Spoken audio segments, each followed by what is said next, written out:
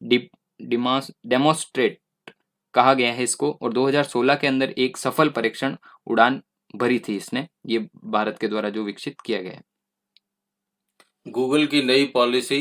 Google की नई policy से ऐप नहीं कर पाएंगे आपके डेटा से मनमानी। एंड्रॉयड यूजर्स को कैसे इसका फायदा मिलेगा, जानिए।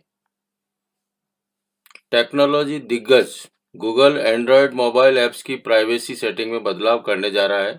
गूगल ने हाल ही घोषणा की है कि वह एंड्रॉयड प्लेटफॉर्म के लिए नई प्राइवेसी प्रतिबंध अपनाने जा रहा है। ऐसा करके ये एंड्रॉयड डिवाइसेज पर ऐप्स द्वारा की जाने वाली यूजर्स की एडवर्टाइजमेंट ट्रैकिंग में कटौती करेगा। गूगल की ये नई पॉलिसी यूजर्स के लिए फायदेमंद साबित होगी, लाभप्रद प्रणाली होगी, लेकिन इससे फेसबुक जैसी कंपनियों पर असर पड़ सकता है।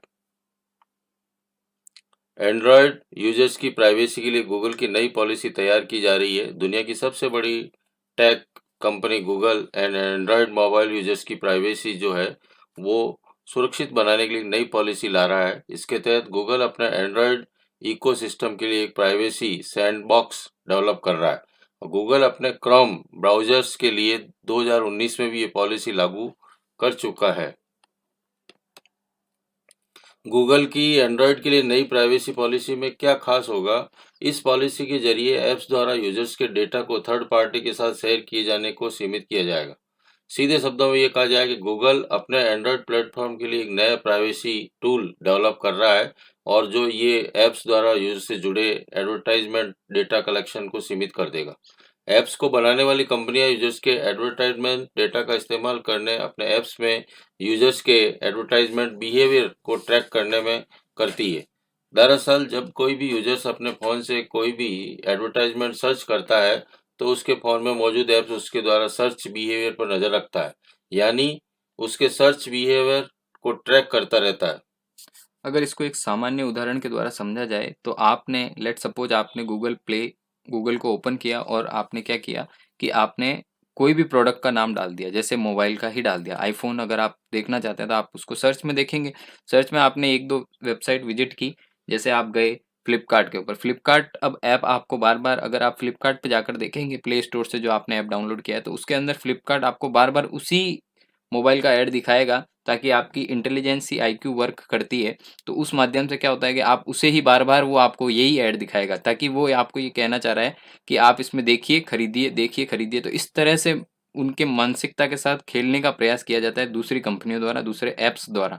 तो गूगल ये चाह रहा है कि इस तरह की पॉलिसी लाकर कि आपको यहाँ पर इस माध्यम में उनके इस एडवर्टाइजमेंट को रोका जाए, और अधिक से अधिक, जैसे आप गूगल के अंदर भी अगर आपने सर्च किया है तो आप यूट्यूब पे अगर कोई चीज़ देख रहे हैं तो आपको एडवर्टाइजमेंट उसी चीज़ का दिखाया जाएगा। अगर आपने कोई घड़ी सर्च की है, लेट सपोज आपने एग्जांपल में कोई वॉच या फिर कोई हेल्थ बैंड सर्च किया है, तो वो आपको गूगल प्ले स्टोर के माध्यम से अगर आप किसी भी ऐप पर जाएंगे तो आपको वही एडवर्टाइजमेंट दिखाया जाएगा। तो गूगल ये चीज़ सारी रोकने की कोशिश कर रहा है। और आपका जो डेटा जो होता है, जैसे एक आप ऐप यूज़ करते हैं तो आप परमिशन देते हैं। सबसे पहले वो आपसे परमिशन मांगता है स्टोरेज की, उसके बाद मांगता है लोकेशन की, उसके बाद मांगता है आपसे लोकेशन के बाद में आपके कॉन्टैक्ट की। तो आप उन्हें परमिशन के बगैर आप उस ऐप को चला ही नहीं सकते। वास्तविकता यही है कि आप एंड्रॉयड यूज़ कर रहे हैं तो आपको परमिशन देनी ही होगी, अन्यथा आप उस ऐप को यूज़ नहीं कर सकते।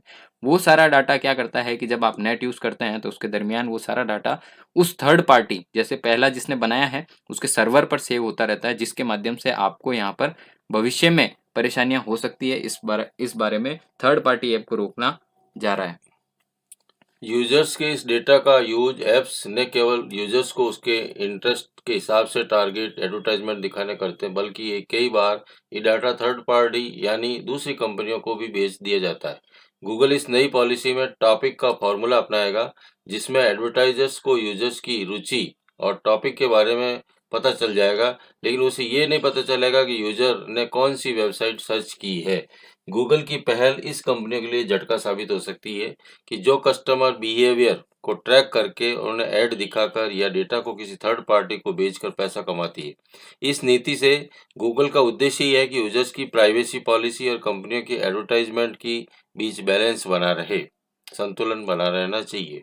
थर्ड पार्टी डाटा देने का यहाँ पर उदाहरण अगर मैं आपको देना चाहूँ तो आपने कहीं भी लेट सपोज आपने किसी भी वेबसाइट पर अपने फ़ोन नंबर रजिस्टर कर लिए, अगर उस वेबसाइट या अगर उस कंपनी का जॉइंट एग्रीमेंट अगर किसी अन्य कंपनी के साथ है, तो आपको स्वतः ही दूसरी कंपनी या दूसरी कंपनी के यहाँ पर एडवर्टाइजमेंट आपको मोबाइल के माध्यम से दिए जाएंगे, फ़ोन के माध्यम से आपको मैसेज के माध्यम से दिए जाएंगे, जब आपने आपका रजिस्टर्ड फ़ोन नंबर करवा दिया। अगर आपने आपका मेल रजिस्टर्ड करवा दिया है, तो दूसरी कंपनी क्या करेगी, आपके मेल पर पहली कंपनी से दूसरी कंपनी को डाटा ट्रांसफ़र कर दिया जाएगा, और वो सारा आज के टाइम आईटी टेक के मामले में ये सारी चीज़ें सामान्य बन चुकी है, क्योंकि 1-2 कंपनी अगर जॉइंट इन्वेंशन करती है अपना, तो ये सारी चीज़ें उनको साझा करनी होती है। ये टेक कंपनी में भी जा सकती है, या फिर आप एजुकेशन के सेक्टर में भी अगर आगे पढ़ेंगे, तो आपको ये सारी चीज़ें समझ में आएगी कि किस तरह से एक एप्लीकेशन दूसरे एप्लीकेशन से अगर जुड़ता है, तो उसके एडवर्टाइज़मेंट मोबाइल के माध्यम से आपको आपके फ़ोन पर दर-ब-दर हर प्रतिरोज आपको दिखाई दिए जाते हैं।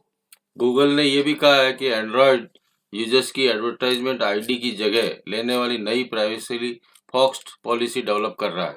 गूगल जो नई पॉलिसी ला रहा है, उससे सबसे खास बात उसमें है यूजर्स की प्राइवेसी के साथ साथ कंपनियों का भी ध्यान रखा जाएगा। यही वजह है कि मौजूदा एडवर्टाइजमेंट नीति को कम से कम 2 साल तक जारी रखेगा। यानी अगले 2 साल तक ऐप्स के एंड्रॉयड यूजर्स के एडवर्टाइजमेंट बिहेवियर को ट्रैक करने वाली एडवर्टाइजमेंट आईडी की नीति जारी रखी जाएगी। गूगल ने यह भी कहा कि इस नई पॉलिसी को लागू करने में कम से कम 3 सालों का समय लगेगा। गूगल की एंड्रॉयड यूजर्स की नई प्राइवेसी पॉलिसी में क्या होगा? सबसे पहला, गूगल एंड्रॉयड प्लेटफॉर्म के लिए एक नई प्राइवेसी पॉलिसी ला रहा है।